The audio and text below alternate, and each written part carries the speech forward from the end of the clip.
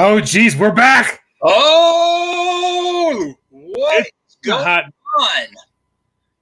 How you doing, Fox? I'm doing good. What is this? What is this craziness? This SavageCast where they can see our faces? I know. I think this was a mistake. I don't think we can take it back now. But what is done is done. We're locked in. Right? Locked in. So yeah, it's been man, over a year since we did the SavageCast. Something anything been going on? Anything? Nothing much, man. Like I think last time we rolled out a SavageCast, we were right about to run Halloween, which was amazing success. Yes. And we'll spend some time in a future episode going over like what we've been doing and where we've been. But basically, we've been doing lots of awesome things, folks. We ran the very first official Savage Worlds event, Halloween, to celebrate Holler and a bunch of other games. And that'll be coming to Kickstarter, I think, hopefully later this year. We'll say eventually, right? Eventually, right? Eventually. I'm not speaking in an official Pinnacle capacity in that prognostication on when Holler will be coming, but it's awesome. We're going to get to actually, we're filming later this month another actual play for it. Oh, excellent. So that'll be coming up. That's awesome. And then we rocked the very first Savage Cruise. Was amazing. We'll definitely do a deep dive on what we did there. Yes, we did. You can see over Landauer's shoulder there, right? A little 2020 Savage Cruise. Yeah, there's might be another one going on, but we'll get there. We'll talk about that eventually. Yeah, there was another stream. If you check our video on demand for the Savage Cruise 2.0, Savage Cruise 2022, will be awesome. But other than that, man, like we normally, for all the SavageCast stuff, we get together in person in the same room, sit around the same table, and that's kind of our vibe. And that and like the whole pandemic thing kind of put a crunch in what we were doing for that. So plus we've been busy, so lots of stuff to talk about what we did there. But we'll get that to you in a future episode. But now we kind of want to just bring back, like there's really not an outlet talking about Savage World's current events currently, and so we want to go through the Savage news. So let's kick that off for this week. The Savage news, big release for Foundry. So if you guys haven't been playing virtually, that's the new hotness given the pandemic. The Savage World VTT team, oh, that's hard to say, has been killing it. They have, right? So there is an official Savage Worlds VTT team. They are putting out an amazing number of releases. We're going to bring you some more content from them. I think we're going to call it Virtual Table Talk. And so we'll get them on to talk about what they're doing and how all that stuff pans out. And but until we get them on officially, we will definitely pimp their wares.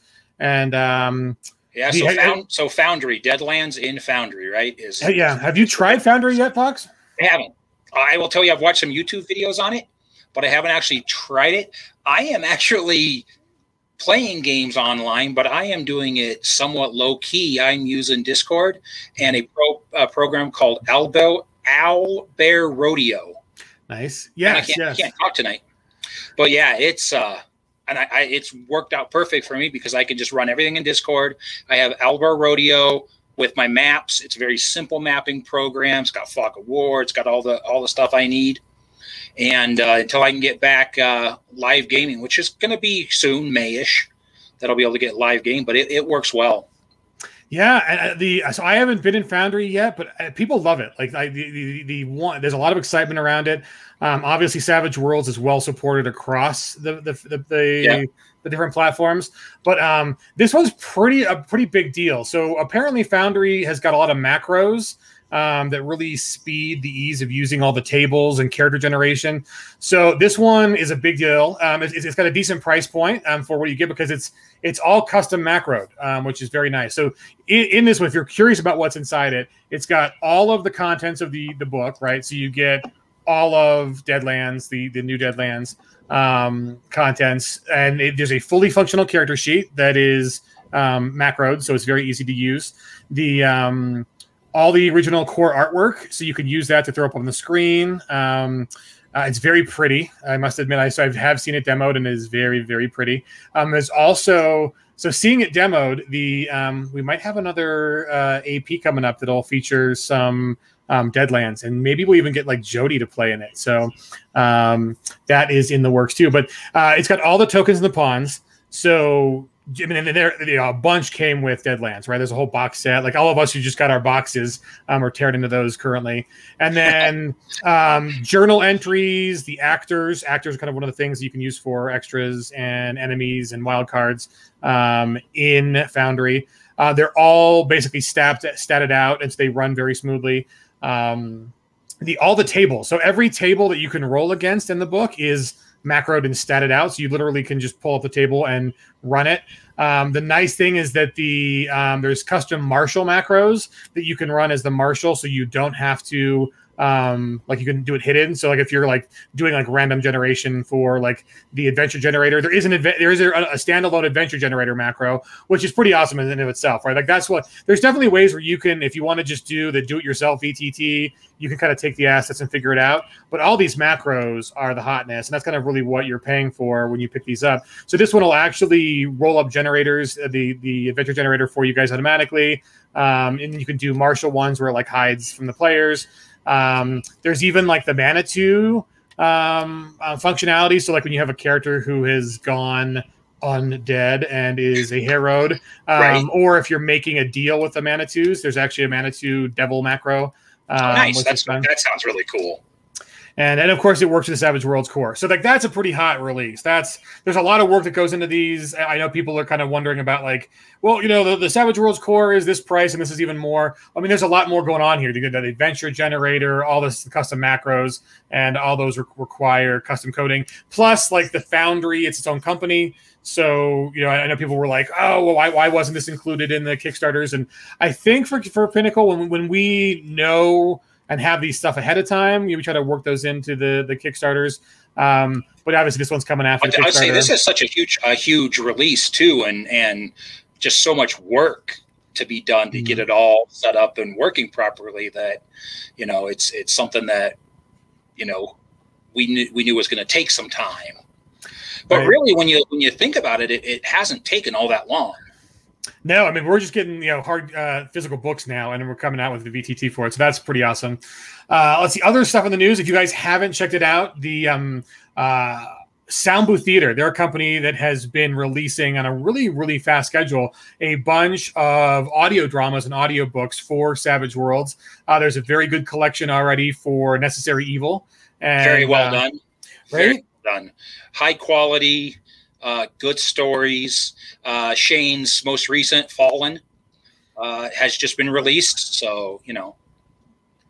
Right. Yeah, and if you like Shane's writing, which I think you kind of will if you're a Savage Worlds person, go check that out. They're very reasonably priced. I think Fallen is only $2. So, you know, very easy buy-in if you're curious on the quality. They do really good voice acting, and it might be fun to get those guys in an actual play too. It's given that, you know, voice actors doing actual plays is kind of a big thing in the industry. It'd be fun. So we'll look into that too, right? Like so many ideas just happen from we're sitting around just talking and BSing. So pick that up. If you guys have not gotten into the online VTT craze yet because you're worried about, you know, the learning curve, check out on the current news. There's the Fantasy Grounds College, and there is a huge number of events there. Basically, you just sign up for them. They are all free. And do you have the list of the current lineup, Fox? You want to go through those? Yeah, so they have sessions on GM 101 and Suede in Fantasy Grounds Unity. That's actually tomorrow, Wednesday at 10:30 Eastern, 7:30 Pacific. There's a Weird Wars Star Wars game on Saturday, April 17th. Savage Worlds Heirs of the Gods game. Content creation on Monday the 19th. And then a Character Creation 101 in Unity for Suede on April 19th it would be 8:30 Mountain Time, 10:30 Eastern, 7:30 Pacific. And you can go to their Discord server. It's the Fantasy Grounds College Discord server. So again, all free on Discord to learn how to use the stuff. Let's see, other stuff coming out. So we're on Twitch. Obviously, this is new. We're doing SavageCast. We're bringing SavageCast back, and so we'll be hijacking Peg's channel to bring some SavageCast. We're thinking like twice a month, every other week. We'll kind of get together and talk about like the news, and we'll get some aces and licensees and swag folks on here to pimp their wares. And then Donald Shepis has got a great series that's been going on. I think this week, which is Thursday, he's going to bring on Sean Roberson of Savage Riffs, and they're going to talk about running license and designing for licensed product lines. So obviously, Peg has done some big ones like Riffs and Savage Pathfinder. So that will be the discussion this week. And then this last one is really cool. Have you had a chance to look this up yet, Fox? The Immortal?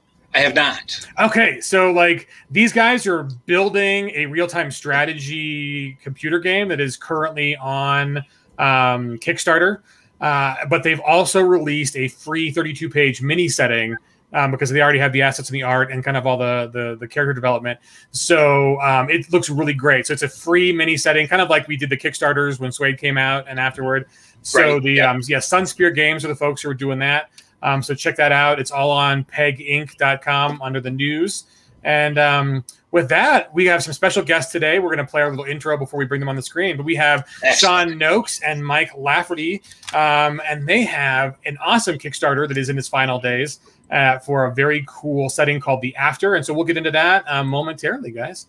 And if you have any comments or questions for us, hit us up in the chat, guys. And we'll get to your questions as we go. So here's our little intro. Cheers.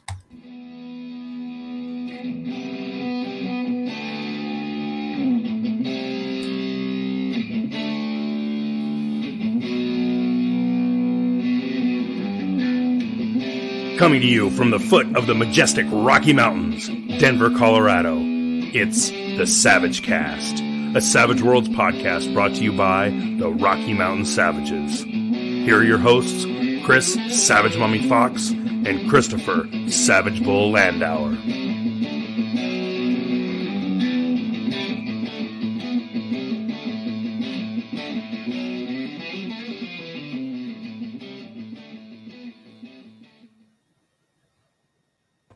Boom. So let's switch places. We should put our guests above us.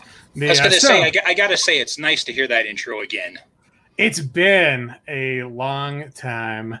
So welcome to episode 41 of the SavageCast, guys. We are joined by the amazing folks who are putting out The After, Mike Lafferty and Sean Nokes. Welcome aboard, guys. Hey. Thanks for having us. And I appreciate the advance notice so Sean and I could grow out beards to try to fit in. There you go. There are a bunch of comments about the beard. So Thomas Board is impressed with our beards. Good beards. Murder Hobo Show says, let's be honest, one good beard and one little itty bitty fella. Wow. That's some shade, Murder Hobos. That is a savage take on your beard. Right? It is. Yes. I mean, one of us has hygiene and the other of us is just a trash panda that hasn't shaved in more than a year. So I guess that's the way that works. I mean, whatever looks good, man. Men look better bearded, I think. That's just my personal, as a connoisseur of both beards and men. So, let's see. Troy says, hello, Troy, 1989. Welcome to the show, man. And he's just getting into Savage World. So welcome to the community, dude. Welcome to being a wild card. I think wild card sounds like a good community name. So I think we're going to call folks wild cards from now on. I agree with that. Donald. We're being watched. We're being watched by the company. Company man, spy. Donald Shepis is in chat. Donald Shepis is going to try out the Deadlands release. I think so too. Like Foundry, I might be the one to get involved in learn a new system. So that should be awesome. So guys, tell us, you have a Kickstarter going on now. It is funded, but there are a few scant days left on it. So tell us about the setting and the Kickstarter and the original the book you got published and all that good stuff. So let's start with Sean. Sean is actually the writer on the project. So man, tell us what did you write up for this Kickstarter, and just riff on it, buddy. Right. Well, do we want to talk about the setting first? Sure. Yeah. Tell us about The After. What is The After? Yeah. So the original setting seed came from our art master, John Gibbons, who is amazing. And he had this concept for a post-apocalyptic world that wasn't such a trashed-out mess as most of the post-apocalyptic games that you play. So The After takes place in a world that has suffered not one but two alien invasions. And as a result of the alien invasions, almost all modern technology has been disabled.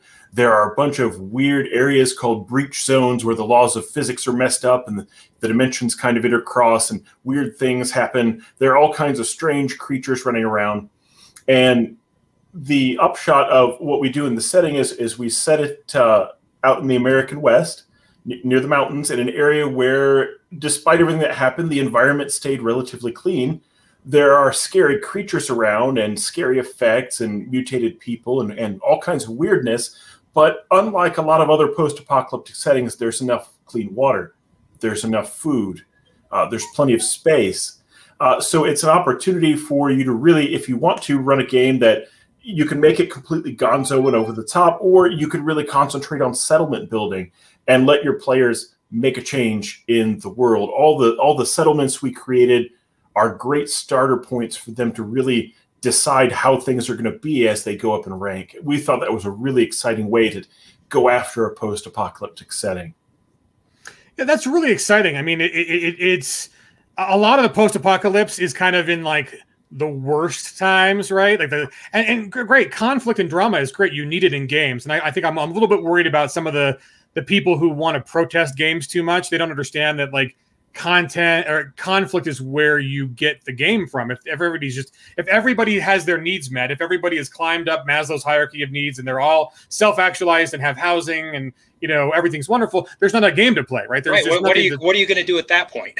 Right. What do you do? Right. And so I think, you know, being adults, as long as you enter it in good faith with other people, you can cover any number of issues. I mean, there's games that cover, you know, deep, depressing issues, harsh societal issues, you know, and then adding an element of fantasy also just gives us a little leeway to be like, we're creating here. We're not reenacting, we're not telling history exactly correct, that kind of thing. So I like the fact that the setting you guys have given, you know, unlike some kind of post-apocalyptic, it's you do have all the conflict. I mean, you literally had multiple alien species have invaded and left, and it is like, you know, there's this the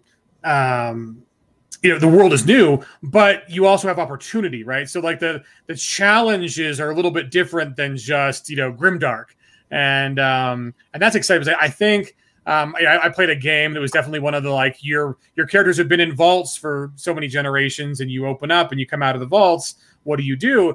And that's fun. I mean, it's exciting to be able to have the same sort of, you know, character-based world building. Like, let's build a settlement, let's build a base, let's do this, let's be these people, let's be mail carriers, and find a niche that we can figure out like what to do in this new world. Are we saving people? Are we saving ourselves? So that's really fun that you guys have kind of have a really rich slate to be able to interact with the world. So I like that design choice. And John's art was such a good springboard to jump off of. It's so evocative. It made it really amazing.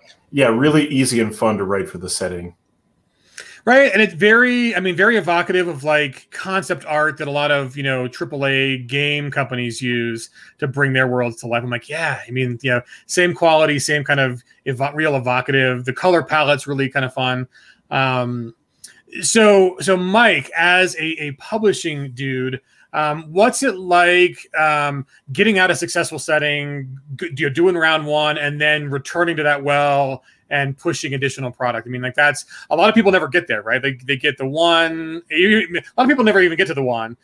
You guys successfully got the one out, and now are keeping, you know, the content alive, right? Look at that book. Look how nice that book is, right? Mine's actually on the bookshelf right behind me. Yeah, the book came out really nice. Not to interrupt, but the print job is fantastic. Oh yeah, and I even got the soft backed cut, and it's great. Yeah, we were happy that turned out so well. John had wanted to go with hardcover only, just because he's like, well, this is, you know, this project deserves it, and that was great. But we really needed to do something for the fans so that it was more accessible, just price-wise. So we went with that. Yeah, as a publisher, it was great. I really was wanting John to let me name this project, you know, The After 2 Electric Boogaloo, and he wouldn't, and I was heartbroken about Awesome. that. But we went Tales from the Trail, and you know, we've been working on this, 3 years. And you know, John and I had a very specific idea, a certain kind of Western that you haven't really seen post-apocalypse. You know, it was going to be, didn't want to be in the same wheelhouse is Deadlands. We wanted to go very specifically for like the Revenant, or that kind of frontier feeling Western, maybe kind of like the Outlaw Josie Wales, where it's grim, it's gritty, and you're gonna have to struggle, but there's the promise of a better future if you fight for it. That's kind of the tone we went for, and we're incredibly happy and lucky for the kind of response we've had from the Savage fans. It's been really great. And I feel like I'm rambling right now, so let's go back to Sean and say something artistic. And yeah, so if you haven't picked up the original, so there's a Kickstarter for a supplement. We'll get to there in a sec, but we just threw in the chat. It's on the screen. Drive Through RPG is where you can still pick up the original, the After, and that's the way to go. I picked it up on a Kickstarter. It's a lot of fun. My friend Brian picked it up. He can't stop raving about it. He lives distant and his internet connection is not so hot, so we haven't done the virtual stuff as much. But he's dying to run this. He's just like, I've got so many ideas. It's really that these guys built something really great. And he even said that like he feels like it's an IP that is worthy of being picked up for like a TV show. Like it's not thin and just game centric. I mean, it's kind of one of those things where there's room to tell a lot of stories. And so, I mean, if there's anybody out there listening about, picking up IP, I know like every comic book under the sun has gotten picked up recently because Marvel has done so well. But this is kind of one of those great, Kickstarter kind of, or great kind of, licenses that you could really kind of make a really cool TV show about. So, I mean, Sean, tell us what's in the new content. What's the name of the Kickstarter? And there was Tales from the Trail, right? So what are people going to get? What people are going to get are we started out with a set of 3 good adventures for the After, and we've just hit a stretch goal for a 4th one that I'm going to be writing. Nice. How close are we? How close are we? How much do we have to push you guys to get that 4th one that you're going to write? That's done. We've already hit that goal. We're funded, and the first stretch goal is hit. So anybody that wants a copy of this, you've got 40 hours to get on this Kickstarter, and it's yours. You can have it. It's a done deal. We're funded. That's the best news, right? Being funded is so much nicer than like inching your way there and almost being there. And it's like, yes, funded. And there's already been 200 backers have already backed you guys. That's a pretty decent number for ace licensees, but we can get that number up, guys. So I was going to say, being funded takes a little bit of that stress out. You still have the stress there, but at least it takes it down maybe a notch to make it more manageable. Well, we had about 423 backers. Well, we had exactly 423 backers. Donald Shepsis, we are masochistic. That is the best answer I have for you, sir. Yeah, we get about half the backers we had in the first one, which I think is pretty good, because I think an adventure book, that's really just for GMs. Right. And there's some setting materials, not a ton. We hit one stretch goal, and if Sean mentioned it, he's writing another adventure. So there'll be 4 total.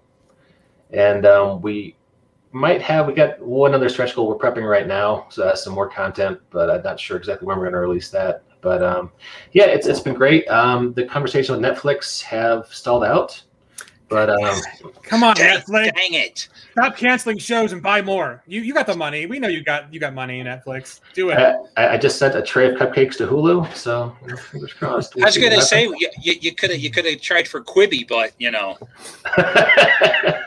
I'll just send them like a 6-pack of Matthew's Wide Mouths and see what happens. I don't know. There you go. So all right, on this obscure HBO Max, come on now. You need something to go on after the new show, The Nevers. You need something. It's a perfect market. Get on this one, man. We don't have that Joss Whedon taint either. Right, exactly. I was in a band called Joss Whedon Taint back in the 90s. We were huge, man. We had Johnny Cash covers in the style of Red Hot Chili Peppers. They were big in Fort Wayne. Oh, yeah. I mean, like that kind of brings whole new meaning to like Dream of Californication, right? It's like, we can't say that anymore. It's not. We've had a moment. We've moved on from that. The Californication is only what happens when all the Californian expats move to states like Colorado and drive up housing prices. And they come out here and pay cash, man. It's a tragedy. Right. I forget you and I are neighbors, sir. Yes, yeah, and I'm still here. So we were a little last minute on getting on the stream because I just signed a lease on a new place. My lease on this place is up, and basically every time, so I rent. Every time I get through my like 2-year whatever lease, they're like, usually they'll give me another year, and then they're like, no, the market's too hot. We want to sell. We want to sell. So every single time I've like gotten out of a lease, it's been because they want to sell, and it's just like it hasn't stopped. It's gone from like ridiculous housing prices to like, oh my god, what, to now it's like seriously, it used to be where it was like Californians would move in, and like I think the term "actual Californications," at least as far as I first saw it, was like back in the 70s and 80s. They came out with bumper stickers that were like, "Don't Californicate Colorado." And back then, California was in Colorado we're different politically. We're much more aligned now, but it was the same thing, right? It was like people who made it rich out in California would come to Colorado and just buy stuff up and ruin the ski slopes. Well, now it's like it used to be only housing was like if you were going to buy a house, they'd come in with all cash offers, tens of thousands of dollars over asking. Now it's like rental market too. Like there's just so little housing available with a big boom, and that's with Denver being second in the nation, only behind Boston, I think, as the number of active cranes building apartments for people, in the city, and then all the rest of the housing. So us natives, or at least us Coloradonites, Coloradoans, we used to be able to find cheaper places like, the Calefornians don't know about blank. Yeah, it's not the case anymore. They know about it all. The internet has doesn't happen. Right. So that's Greeley still available. You get the smell, but if you can stand that. Yeah, so for people who don't know, Greeley is home to the lovely Monford meatpacking plant, and they're the rich meatpacking conglomerate that owns half of our sports teams. And but like twice a week they do the big slaughter, and it just reeks of like manure and blood, and it drifts outside of Greeley a good ways. On if you're in Boulder is kind of like the pinky up area, because it's like all college kids and then like tech boom people like Twitter and Amazon.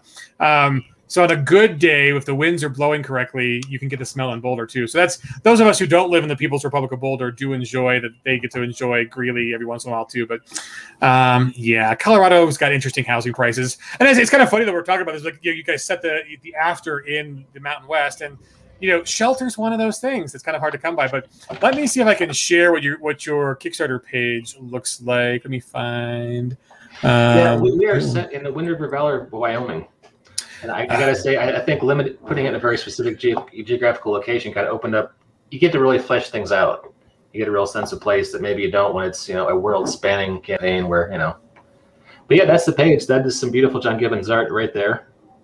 I do love that you've got like the tail of a jumbo jet, a ginormous rat, a skull, and then like clearly a cool cowpoke, and then like kind of just the detritus of civilization all in one shot. That's got great mountains. And see, people don't believe us. You get sunsets like this in Colorado. Like sunsets are amazing here. Sunrise, I don't get up that early, but sunsets are amazing. I think it's because of Arizona, kind of all the particulate in the air. So all the people who are in Arizona, like hey Peg, hey Don, all you folks, your dust goes in the air, and then the angle is perfect. That when our sun sets behind the mountains, you get these gorgeous saturated sunsets. But yeah, so give us a little hint on this is some really nice art you've got. It looks like a gigantic eagle attacking a horseback rider. Not a chupacabra, but definitely something I wouldn't want to run into without heavy weaponry. Some interesting looking characters making deals. Both a blue skin. Is that one of the aliens? Is that the blue skin guy? Is he one of the aliens? And tell us what we're seeing here. That is the Helot Race, and I've been talking too much. So I'm gonna let Sean take this one. Nice. Yeah. So the alien races that invaded are the Butchers and the Ghosts, and they had a war with each other and took that war off into the solar system, and they're gone, which is the only reason that the survivors of humanity can rebuild the planet at all. But that guy you're seeing in that picture there is a Helot, he was a member of a slave race of the Butchers that got left behind during the war, and they're peaceful. They're loyal and strong. They're a player character race. We've got rules for them in the main after rule book, and they have joined in with the humans and thrown in their lot. They've got their own little settlements and their own areas, their own religion. I think they're a pretty interesting race. So that's the guy you're seeing there with the goggles in the corner. Nice. If you scroll down, we actually have a summary of all the adventures in the book a little bit further down. Okay, that's a gorgeous cover. I love that. That would look That fun is on awesome. An awesome anybody's cover.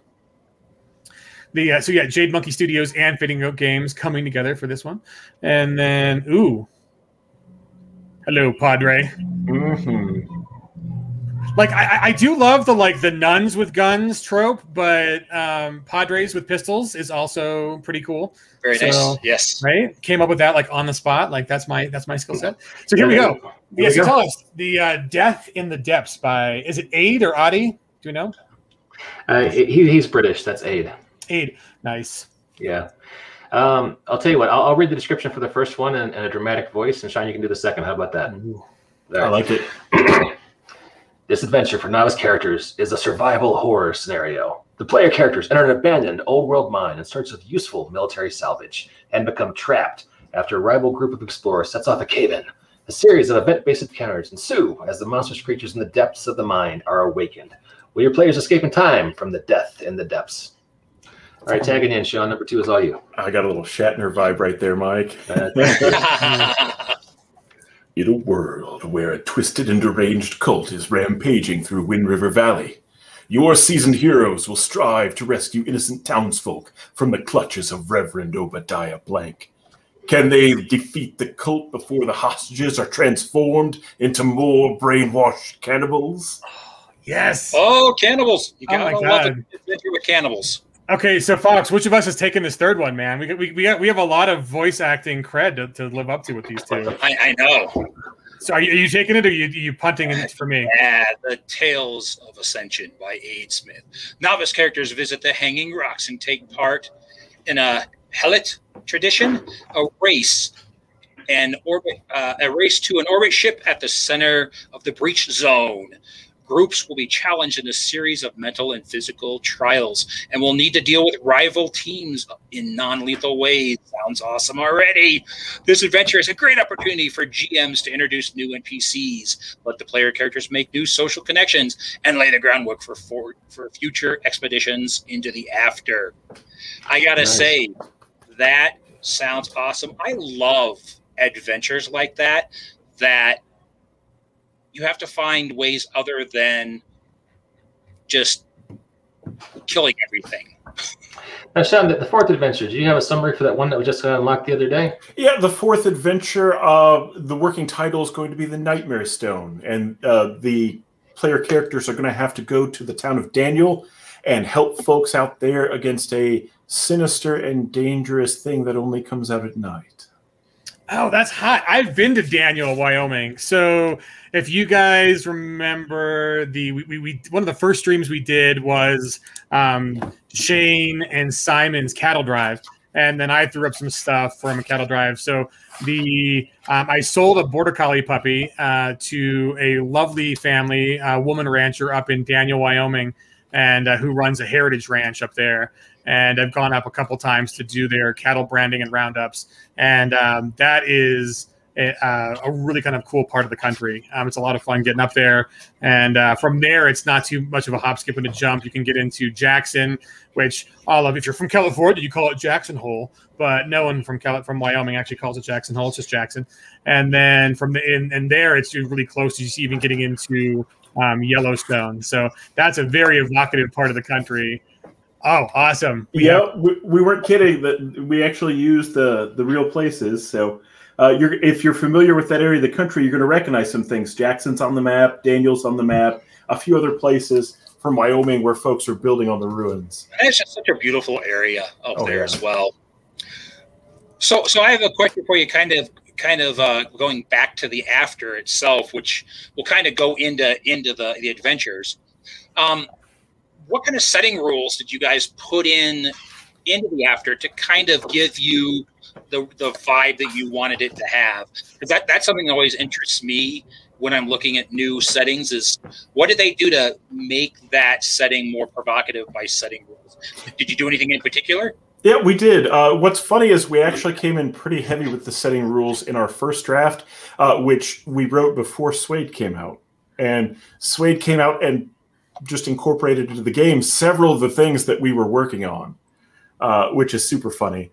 We have 2 setting rules, and of course we've got extra races, extra edges. We've swapped out the arcane backgrounds in the book for something else, which we think is loads of fun.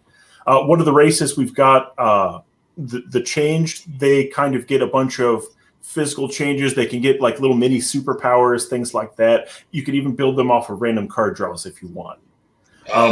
Excellent. Yeah, but as far as setting rules, we ended up cutting it down to 2. One we call That'll Leave a Mark, which just says that anything that is a heavy weapon does gritty damage. If you get shot by a tank, it's gonna suck. Makes perfect sense. Yep. And then the other one is a little nod to Apocalypse World. The rule's called Things Break, and I think that's the big one that frames it as a post-apocalyptic game of scarcity. When you roll a critical failure, weird things start happening with your gear. The world is infested with these weird nanites from these bombs that the butchers dropped on the world. And they don't make quite physical sense. It's hard to keep them out of things. And as you roll critical failures, your gear starts to accumulate weird qualities. I mean, maybe it just rusts and starts to dissolve. Maybe it starts crawling around in the middle of the night trying to eat your other gear. But That's awesome. Yeah, once you accumulate a certain number of these stress tags, that gear is not useful for you anymore. It goes away. So it's an incentive for folks to occasionally churn through gear, which in a lot of role-playing games you don't see. You get that machine gun you like and you lean on it for the entire rest of the campaign. Well, in this case, maybe that's an option, maybe it isn't. It depends on how your dice treat you. Right. How often you use it, all those types of things. I like that because it's wear and tear, but it's wear and tear done in a very different way. Yeah, I tried to make it fun and a little weird without being overpowering. I'd like to thank Colin1012 in the comments. He just backed. Appreciate that, sir. Oh, right on. What a guy. Nice. Yes, excellent. Way to go, Colin. This is what we like. We're here to shill people. Buy the products now. There's only hours left. Thank you for saying shill and not pimp. That would be awkward. Right. Yeah, you guys don't have to be. I know we put blood, sweat, and tears, but no other bodily fluids go in these books. So you guys have been awesome and thrown up some of the concept art in the comments or in the private chat. So let me throw up some of those. We can talk about them because they are gorgeous. Here's a piece and that's love it. It's like, if you guys can see that, it's like a forest scene with a horse and that one is pretty gorge. And being a huge fan of the color green, as soon as that came up, I'm like, oh, I really like that. Yeah, Fox he has simplistic taste, man. Just get him something green, he's happy. That's right. Is this one of the pieces from the original book? That's not from the after. Okay, I don't think it is. Is it, Sean? No, that's same concept. Right? It looked good though. I was like, oh, it's cool. Yeah, this is definitely one of the afters. Mm-hmm. Yep, Sean, what are we calling that Thunderbird? That ended up being called a Screaming Eagle. That's in the main book. I could have guessed that if I was smarter. Okay.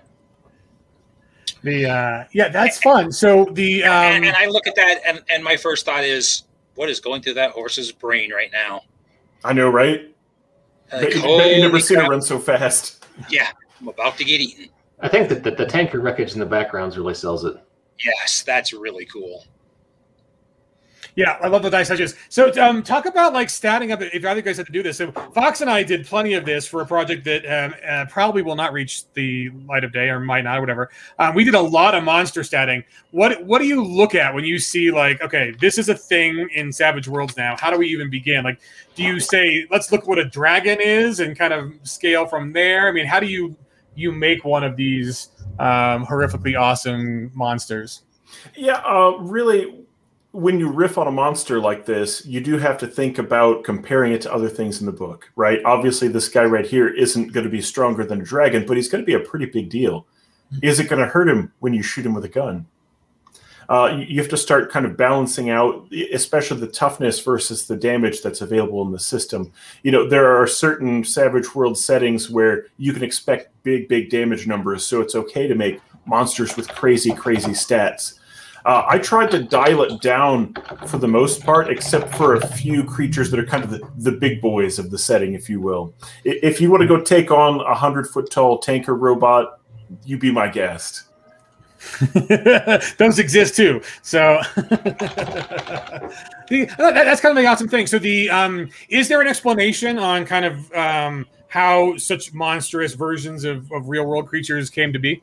Yeah. So the deal is that the Butchers came to Earth first. They followed our signals down in the year 2020, because of course everything bad happens in 2020. You guys are ahead of the curve. You are so ahead of the curve. I mean, we only got a pandemic. We didn't get an alien invaded, but I mean, you kind of called it. I got to say, it was predictive. Might have known a few things, Fnord. But anyway, they showed up and were just invincibly unbeatable. Like, I never made stats for the Butchers. They were kind of off the table, but I always envisioned them in my head as taking the most powerful stuff in the sci-fi companion and mixing it with the superpowers companion, to the point where the militaries of the world were basically insignificant. They could fight holding actions, and they did. They held on for a few decades, but the Butchers basically took over the world. And in the process, they were twisted, weird experimenters without rhyme or reason, and they poisoned the world with these nanites that caused weird physical changes, and not just mutations, but like, if you got these things infested in you, you might wake up with weird neon things in your arms and strange gears and machinery popping out of your skin. You might end up with an amalgamation of weird genetics and end up with feathers for your hair, or tentacles for arms or whatever. And then the second race that showed up really compounded it and made it crazy. The Ghosts. They don't live in the same time and space as the rest of us.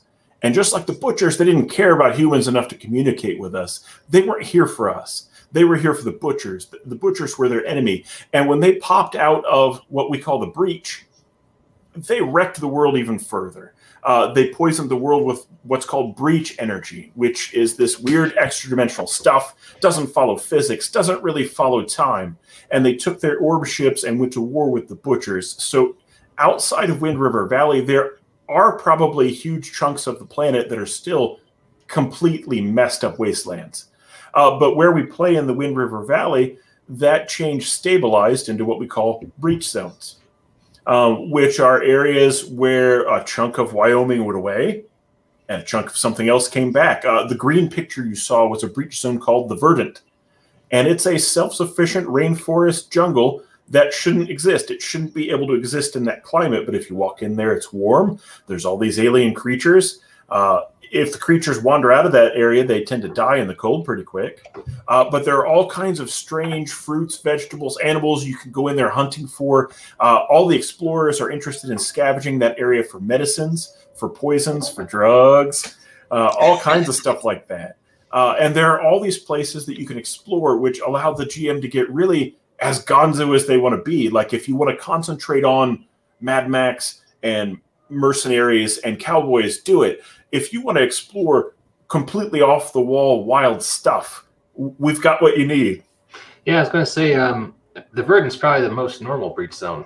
There's a lot of weird shit in some of the other ones. Yeah, I can't argue with that. It gets super strange. And one of the adventures that is in this new Kickstarter, the Trials of Ascension, takes place in a breach zone called the Hanging Rocks, where you've got these, mile-high rocks that are levitating around in formation. And gravity's not right there. You can kind of bounce and climb and wiggle your way between the rocks. And the trials involve a race between you and other NPC groups to get to the top. Awesome. Sounds like so much fun. I love it. Like, it sounds like it was like Avatar, but then better. So tell me, this is a great piece of evocative art. It's a frostbite zone. It looks like there's even something in the sky. Is this one of the breach zones, or one of the... What are we looking at here in this picture? Oh, yeah. That's one of the breach zones that's down to the south of the valley a little bit. And there are, it's called the Ice Plains. And there are some spooky and interesting creatures there. And that is one of the big guys. He has friends that are out of frame. And you can definitely wander into the ice plains and never get back out. There are some spooky Bermuda Triangle stuff going on.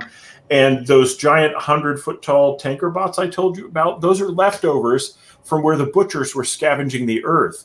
There were refineries and oil deposits and stuff there. And when the butchers had to leave because they were getting blown to pieces, they left some of these weird robots behind that are still quietly doing their job. So you'll have scavengers that have perfected the art of stealthing up to these bots and tapping them, getting a few barrels of precious fuel that people can't get in any other way, and then running out of the zone before they freeze to death or get attacked by those guys you saw in the art. If you want to share a tank bot, I'm sharing a page from the after right now that's got a picture of it and the stats. Oh, there you go. He looks so cute in that picture, doesn't he? Yeah. If there was a banana for scale, you would not be able to see it. Right, they do look cute. Like everyone was like, the Tachikomas in Standalone Complex Japanese anime. Right. Yeah. Oh, they're so cute until the guns come out, and then you're dead. Look, it's just like a little beetle. Right, everybody likes custom bots. And I think it'd be fun to craft these. I mean, to make them, because there's so many kind of people putting out either 3D printing or style bots. I mean, I can see how you could cobble couple of these together and make some fun bots for miniatures. I've been telling John we need to do 3D miniatures or 3D printing files for some of this art. We'll see if it happens. Fingers crossed. Yeah, it's just one of the things, right? I mean, everyone's kind of upping their game as aces. I mean, they're obviously doing hardcover books and the quality of the art, and now it's like, it's a little tough to do printed miniatures that we print ourselves because it's like very overhead expensive. If you want to get a die, injection mold die, it's more than any of us are making on these books to even just start, right? You kind of need to be in a board game realm. But if we can afford to make some models and then release them as STL files, like folks like Fox, who's got a 3D printer, can make them their own. That's kind of a cool way to do it too. So I'm all in support of that. Yeah, here's one last piece of art that I think is really great. Definitely brings to mind that area of the country. I mean, just very evocative. That's what that part of the country looks like. It looks like there's some damage done to the moon. Is that correct? Did somebody take a ding out of the moon on their way into the planet? Yeah, it's called the breaking. It's a thing that exists in the timeline at the beginning of the book that had to do with the war between the butchers and the ghosts. They were throwing around serious firepower. See, I love that. Like, I really do think you guys made a great choice. I mean, we did something similar in Buccaneer, like based on history. Ours is a little closer, but you want to give game masters and players the element of like you said, turn up or down the gonzo, right? Like the weirdness, the strangeness, the fantasy elements. And so where you guys have these zones that are radically different, we did islands that are basically kind of GM's choice on what they want to throw in, these new islands that are showing up in the Caribbean. And and I think you can play Deadlands and never run across dinosaurs, except there's totally one of the supplements is dinosaurs in the Weird West, right? And people are like, there's dinosaurs in Deadlands. Like, yeah, you can do that. I think Deadlands for me is a little less than that. I kind of keep it a little more horror strangeness. But it's kind of my flavor of that coffee. But like you guys have this, like, there's so many possibilities with learning about two or more, actually three, because you had the slave race too, alien cultures and what they can bring, and learning about them. These zones that can be however strange you want them to be, and the kind of the challenges you can throw at your players too. Like, I think that's one of the things, if you've noticed with like The Walking Dead, right? The Walking Dead, they almost have to keep moving because staying in one place gets a little dry if you don't have a major element to be able to change up what that place is. And so they keep going from country into the cities and back out of the country. And for here, I don't think you have that problem at all, because you've got access to these fantastically different zones that any one of them could be its own campaign, right? I mean, you can go into one of those verdant areas and have an entire campaign just as a kind of lush tropical rainforest or Pacific Northwest kind of rain, whatever it is, or fantasy forest, right? Just like Avatar, it's its own fantasy kind of forest thing. And if your players want out or want different, flavor of the week, pop out. There you go. You can come back to the known rugged Western elements and. Go ahead. I have a question when you're done. I'm done. I want to put this question out there because everybody who may be on the fence doesn't know or is going to look at the after. You're going to get this question: is there a plot point campaign? Not yet. We've been kind of talking about internally whether we were going to do one. I've got kind of a rough outline I want to follow. It probably. I'm not going to say how long it would be. And backing that up, plot point campaigns, I feel like for a lot of settings, fundamentally change the setting in some way, right? Right. Like especially in Deadlands, they're big deals. So for us to make a change to the setting like that, we need to give it lots of forethought.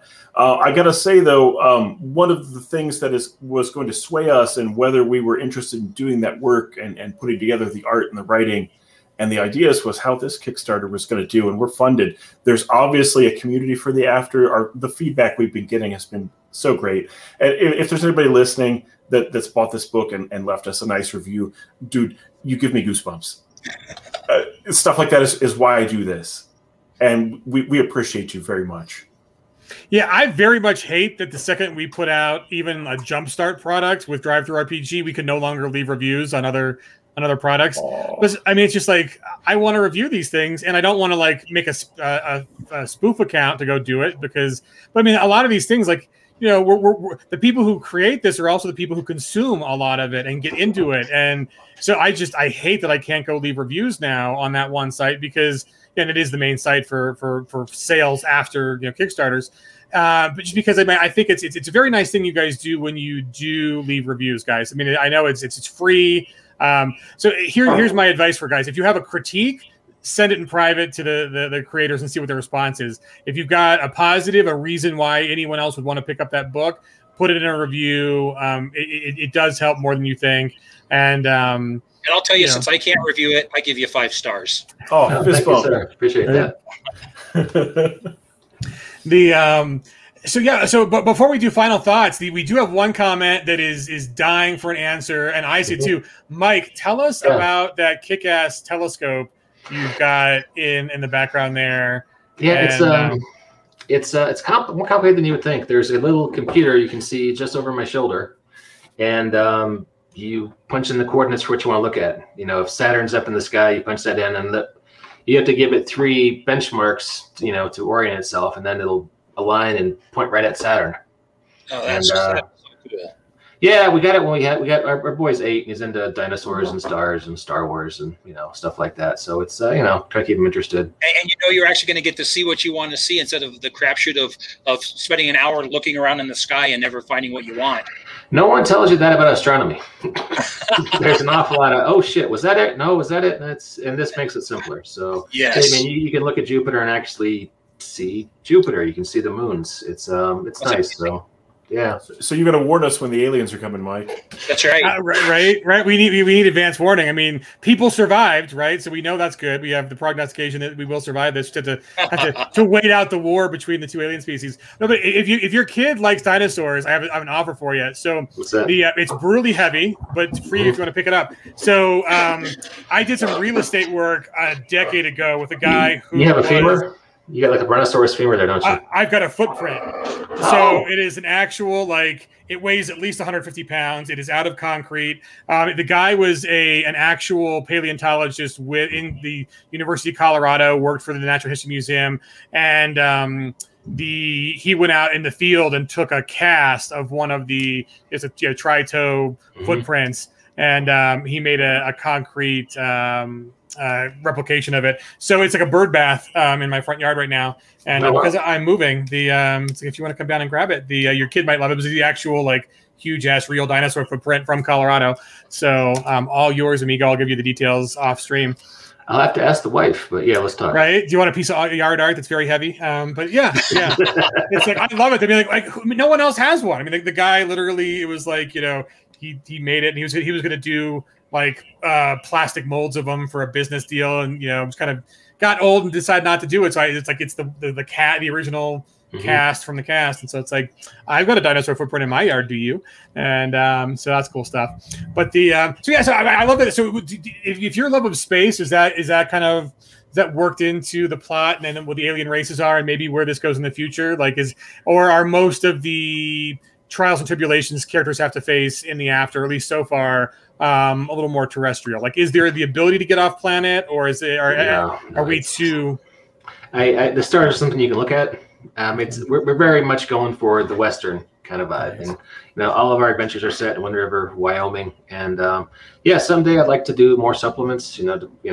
Maybe someday, sure, but right now, John's original vision, and John really is. I mean, Sean and I have helped service that, and Sean's a hell of a writer. I really appreciate him coming on board for this book, but the inspiration was John's, and his image has always been, kind of like a Clint Eastwood, frontier, sort of, like I said, Josie Wales, but, meets Mad Max with some weird sci-fi stuff thrown in there. So it's that's really where we're staying.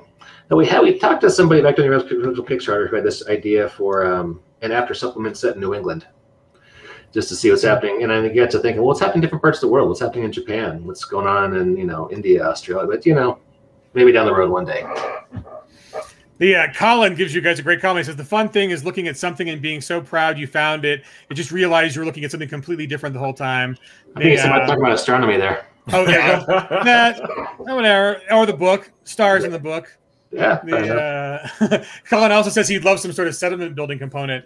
I hadn't thought about that, but there's been a lot of books like that recently where, you have the rules for the mini game of building a settlement. Or I know Alan Barr over Gallant Knight has a game about it's a tavern game. Your adventurers have retired, you're running your tavern, and it's a whole game about the adventures of running that tavern and dealing with those kind of quiet problems. So yeah, I'll suggest that to John. That's a cool idea. Well, and in the meantime, Suede baked in some pretty good social combat rules. When it comes to the main settlement of Chapter, they're on the verge of needing to make a lot of decisions about how to govern themselves and as they grow, what kind of currency to use, what's going to be legal and not.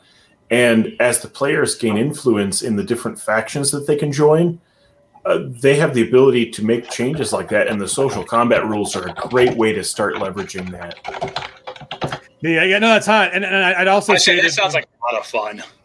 Where were you guys 6 months ago? We're trying to think of what to do for our next Kickstarter. Right? Mine it for ideas. You throw it out there, and your fans will tell you.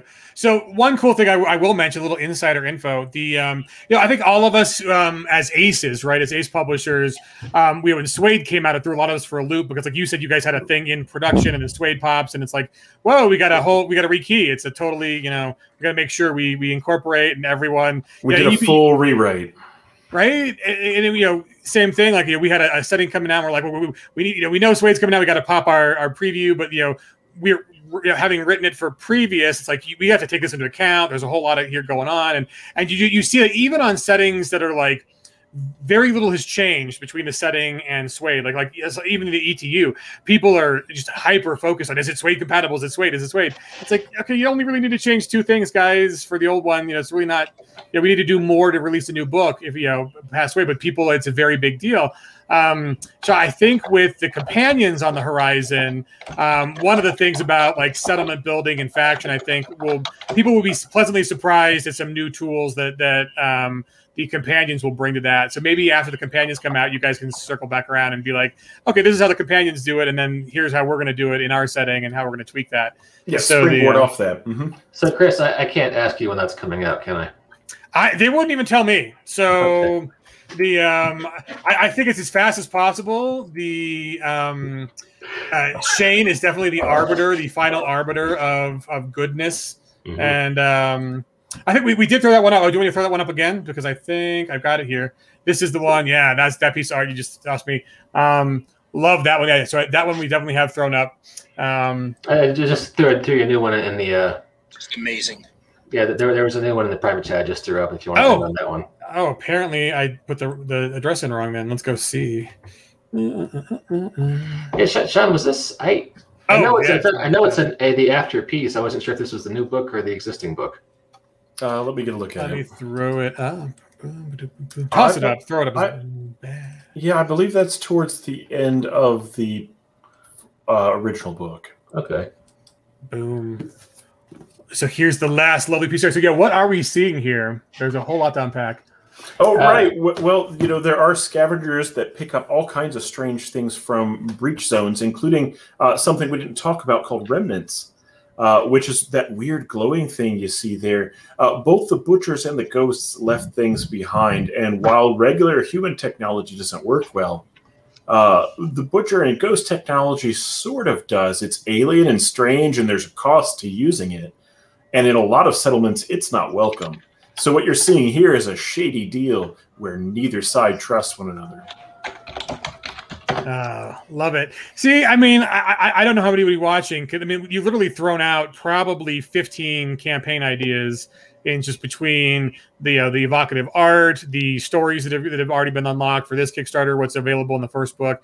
So, I mean, even without like the plot point campaign, it sounds like to me that there's easily as much material as there would be in a plot point campaign already just to explore. There's four full. Sorry, you go ahead, Sean. We were about to say the same thing. There's multiple full-length adventures in the main book, in addition to the ones that we're putting out for this Kickstarter. So there's a fair amount of material out there already. And then every zone or area we made up, I tried to write in multiple adventure hooks for people to riff off of. That is fantastic. So, guys, tell you, when we get done, I need to jump on the Kickstarter and get this backed. Right. That's the expensive thing about doing these shows. It's like you talk to the creators and you're like, how can I not back that? That sounds awesome. So for anyone who hasn't yet, you can go to DriveThruRPG. We threw the link in the chat earlier to pick up the original book. And then the original book is required to run the supplement, correct? Yeah, you're gonna need it. I mean, I suppose you could kind of hodgepodge it together, but you're gonna have a lot more fun with the actual book. So yeah, pick up the original book, available in both hardcover and softcover. Pick up hardcover; it's so much better. They last longer, they're nicer, more bang for your buck. And then Kickstarter, currently there are 39 hours as of this airing, so less than 2 days. Guys, get on it. Our friend Neil and Tim are both backers. So maybe we'll get Neil to run this. Neil's a great local game master we play with. So currently funded. I think it's in pounds. We should probably mention we're on Fantasy Grounds as of like last month. So. Yeah. Pitch that. Yes. So if you want to play it online, the VTT folks, Fantasy Grounds, get out there and pick it up. And that's the full book, isn't it, Mike? Yep, it's the whole thing. Nice. So fully funded, currently sitting at in American dollars, which are inflating faster than my stomach on food from takeout at $3,373, 200. Oh, yeah. So whoever did back because it was 200 backers when we started, and it's 202 backers already now. So guys, hit it up. The Tales from the Trail, the After, lovely campaign setting. I think lovely, gritty, awesome, epic, dangerous. Let's see. The question. Oh, done. Xenon just said done and done. Thank you, sir. Love you, buddy. Right. John Doom's picking it up just for the art. And the question on Foundry. So I think what you guys might. Foundry's pretty pricey for us small guys to get in on. We'd need much bigger projects to be able to afford the coding that goes into the Foundry folks. And that's also, it kind of goes back to the Deadlands question from before. Like some people were like, oh my God, it's $40 or whatever, $45, whatever it is. There's a reason for that, guys. It costs a lot of money to do all the custom coding for that. I don't want to be tacky and mention any financials. We've been talking with them, and it's just hard to make the money part of it work right now because anyway, it's hard to make the money part work right now. So we're at Fantasy Grounds, talking to a few others, but that's what we have right now. So that's just the way the market works, guys. It's custom coding, and it's the size of our market is just one of those things where there's not huge quantities of efficiencies of scale. Right, exactly. Yes. So support it, back other projects on Foundry. If you make this Kickstarter, if you double the Kickstarter overnight, come on, guys, we can, that's kind of the realities of being a smaller publisher. These things are it is in some instances as expensive to get one of these things coded as it is more and more to do the art in the book itself. So that's kind of why, you know, we're a little hesitant on those things, because it's just the economies of scale and then the upfront cost. Like, it works for bigger board games and bigger releases that you can really kind of work that into 5,000 backers. But, you know, until you guys, so here's another thing too. Here's just another little piece of advice for the Savage Worlds wild card community out there. So one thing you guys don't realize, for us smaller publishers, for like the ace publishers, like, you know, the Rocky Mountain Savages and Green, is it Jade Monkey, Green Monkey? Jade Monkey is John's studio, right? Yeah, Jade Monkey Studios and Fading Goat Games. We get price breaks at about 1,000 copies of the books, and I think most Ace Kickstarters for core settings are hitting about 500-ish, you know, Kickstarter backers. So we have to kind of make the call on, do we want to order the 1,000 and hope to double the amount of books we sell over time? And so I think what we, as a little Ace community, just so you know, this isn't a peg question, it's more of an Ace question, is if we can start getting those Ace backed numbers up to 700 backers and 800 backers, where it's really easy for us to go and then get the 1,000 or 1,000 backers for those, that changes the dynamics of you know, the independent small time Ace publishers. So that's just kind of a goal for you guys to look at. Like, if you're considering backing an Ace project, do. And tell your friends and run it for your friends, run it online, and kind of help us grow that part of the community. Because for the Aces, hitting that 1,000 or being able to order 1,000 on the books, it does change things. It does make a difference on the quality of art we can bring, the other kind of things that we can add. So if you know, if you're people who are writing the book for you and doing the art for you can't also code, you know, trying to look at bringing in either dice rolling apps or anything like that, that really kind of requires us to be able to make better margins on the books we do produce. So consider it. So, you know, I think that's the goal for the community looking forward, is let's get to those 1,000, and that'd be a great way to support all the Ace backers. And so yeah, so we appreciate you, you know, right? And that's just one of those things where it has nothing to do with us or even the gaming industry. It literally has everything to do with, you know, the manufacturing industry and everybody who uses them. So whether it's, you know, traditional publishing, whether it's, you know, business publishing for booklets and books, anybody who's doing publishing on the book market, you know, those minimum orders of 1,000 are kind of where you get that first big price break that help you make your per unit cost much better. And you know, and even another thing too, like I know a lot of people are like, hey, softcover, hardcover, or print on demand. Print on demand is not very good for us. It's like, it's great to get you hardcovers, but you know, Lightning Source and Drive RPG. Boy, do we know that from Buccaneer. Right, you know, they're the ones who walk with the majority of the margins on those. And then even then, like, you know, if we can get to those 1,000, you guys would be surprised. But the hardcover becomes much more competitive with softcover, and I know there's the people in the players who still kind of have this, you know, $30 to $40 price in their mind of what books should cost, even though, you know, if you look at what you were paying 10 years ago and you look at what you were paying for milk and housing and everything else is inflated. But I think in the gaming industry, we still have to push through that 40 price break. Even for the VTT stuff, it's like, guys, like, look at how much time it would save you and how much time you actually play the game to decide, you know, like going to the movies anymore. Man, I went to the movies, you know, right before COVID, and it was $60 for two people. And it was, you know, it's like, it wasn't gone are the days when it's like, oh, $20 for a movie. It's like, no, man. And I mean, we get so much more out of these experiences, and they're so much more custom. I mean, you can meet us, you can talk to us, you can, you know, give us questions on streams. We're so much more available than, you know, kind of the celebrities and the bigger products. And they get all the breaks because of the scale. We don't get the scale breaks. So consider that, you know, that's kind of one of the things that the, you know, so on the hardcover and softcover, last little bit of tidbit for you, just, you know, throwing that out there, because you know, when any of us publishers, small time publishers, go and get quotes, you'd be surprised that the consumers look at hardcover as worth more than softcover, or they want to get a price break with softcover. The problem is that we're all doing full cover, full color, richly arted color art on all the pages in between. So the cost for us actually isn't that different on softcover versus hardcover. But people's perception of it is a lot different. So, knowing that, guys, consider upgrading to the hardcover. It's better for us, actually. We get, your perception of the value, and the actual value is better. But, when we're paying for, 98 or 120, whatever, 3 pages of color art on nice paper in between, that's the thing, too. People are still paying the same price for the books when there's like, hey, I remember paying $40 for a GURPS book back in 2001. It's like, go look at the art in that book. There's a couple pieces of art. It's all black and white. There is no soft, lovely paper that's shiny and all that kind of stuff.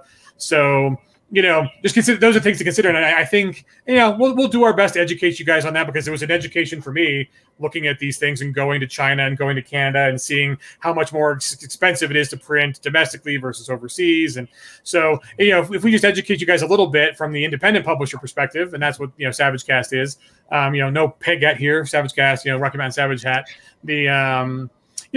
Like that's kind of, I think you guys will appreciate it more when you know about that stuff. So, any parting thoughts, guys? Any last words for your fans, for the backers, for the Kickstarter? Sean? Well, I just want to say again, I'm so thankful for everybody that has been behind us on this. I'm thankful for the team I'm working with, but also for everybody who showed interest in our book, that had good things to say about it or bad things to say about it. Just the fact that there are backers out there interested in what we can make, it's the most exhilarating thing. And if there's anybody out there that's thinking about putting together your own book, do it. Holding a hardback book in your own hands that you made is the best feeling in the world. You should do it. I second that. It's amazing. Yeah, I agreed. Right. Any final thoughts, Mike? Appreciate you having us on, sir. This was a lot of fun. Yeah, thank you. Do it again. Absolutely, anytime, man. And then we had to meet up sooner versus later. Now that we're all getting vaccinated and we're going to start meeting up, man, we got to do so. So, everybody else, all you wild cards out there, do we like that word? Give us some feedback. Do we like wild cards for the? We didn't want to use wild cards before because there was the wild card show. Those guys did an amazing job. But now that the show is retired, I think we can pay homage to them and the great work they did. And also, wild cards in the setting for Savage Worlds is the term for anybody who's an active person who gets an extra wild die. So do we like that term? So think about it, guys. Do we like that term? So yeah, give us feedback on that. Do we want to talk about Savage Expeditions real fast? Oh yeah. So Savage Cruise. So you go to savagecruise.com or savageexpedition.com. There's an email list there. Kim at gameradventures.com is actually where the forum will be. It's in the Peg News. If you go to Peg Inc. for the news, yeah. We already have more than 100 people who have signed up to come on the cruise. So we've already reached what we reached during the last cruise. And the last cruise, it took us months to get to 100. We've already signed up that many people to go on this next cruise. It will be taking place January 3rd through the 9th, 2022, leaving out of Orlando, which is Port Canaveral. Port Canaveral, yep. So we're going to go. A couple of us are going to go. Some of us will be down there early for the New Year's, ringing the New Year's in Orlando, either Harry Potter or Disney World or the Gators or the Space. Kennedy Space, not Kennedy, but the Canaveral Space Center. So I think a bunch of us want to go see if there's hopefully there's a launch. There's a little bit of window. There's some that are planned, but we're going to try to take in a launch or at least go see this Space Center. So do some fun beforehand. But if you only want to join us for the cruise part, I think it's gameradventures.com. Yes, gameradventures.com. We will toss that in. Basically, the only thing you need to do now, it's a fully refundable deposit, $250 per person, gets you your assigned room. A bunch of us are going for balconies this year, which is crazy. They're a little more pricey, than the inside rooms. The inside rooms are great. I think I got an inside room last year. What did you get last year, Fox? Did you have a window or not? No, in an inside room. Yeah. Which is great. It's my first cruise ever. And to be honest with you, I just wanted somewhere to sleep and take a shower. Mm-hmm. And that's all I needed. And so I'm doing an interior room again for the cruise in 2022. And then also, real quick, we have Deadwood coming up. You can get tickets on Peg for Deadwood. Deadwood is coming up in August. Yeah, so we're celebrating the 25th anniversary of Deadlands. Going to be having a lot of amazing things. So we're going to actually, one of the things we just added to the schedule there, we haven't announced it yet, but it's going to be an NDA Q&A. So we've done Q&As like on the cruise and some other. This is going to be an NDA Q&A where no phones allowed, silence. You must promise not to spill, and we'll get Shane a couple drinks before the Q&A to loosen his lips, and you guys can get all of the your wonderful like, when is the blank going to be published, or what's coming up, or all those, what is Hollywood licensed from you guys? What other things besides RPGs are you working on? So all that fun stuff, the NDA, non-disclosure agreement Q&A, not the DNA, the NDA Q&A. MBNA. MBNA, right? Yes, all of it. That's RNA, right. DNA, all of it. So you can. So get on that. So if you want to do the Deadwood, check out if you go to pegging.com, check out the recent news items. There is a link in those to do the sign up for Deadwood. So that's going to be kind of an elite visitation event. It's a little tough to get into Deadwood. Like for us, it's an easy drive. It's a couple hour drive from Denver. So if you want to fly into Denver and drive with us in caravan, but people found some discount ways to get cars to fly in and out of was it Cedar Rapids is the closest. Yes. This is big city. No, Rapid City. Rapid City, not Cedar Rapids. You'll be in Iowa, not in South Dakota. You come to South Dakota. That's where it is. That's where it's at. So we did find, if you join on the Facebook group, there's a Savage Expedition, Savage Cruise Facebook group where people are throwing up kind of the things they find on how to get rentals for a little cheaper for car rentals and all that good stuff. So if you want to join us on the cruise or join us in Deadwood, please do. And with that, we've gone over our hour. Thank you for joining us, Mike and Sean. Love your setting. Thank you so much. There is less than 2 days. So if you guys are hearing this, we will release this as a podcast before then. But if you watched us on the stream, go to kickstarter.com, projects 823-004-289/Tales from the Trail, or just Google Tales from the Trail Kickstarter.